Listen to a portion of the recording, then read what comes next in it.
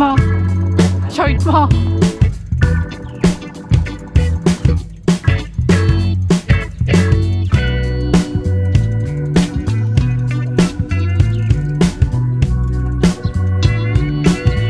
Okay na.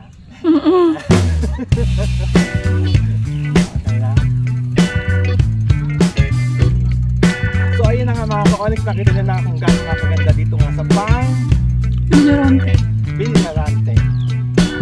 So itong Pang Villarante ay matatagpuan nyo dito nga sa Milalian. San Antonio. So itong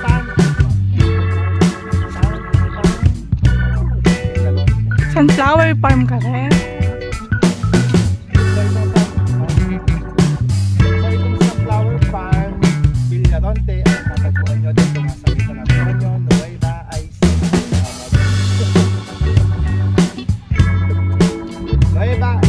Kaya naman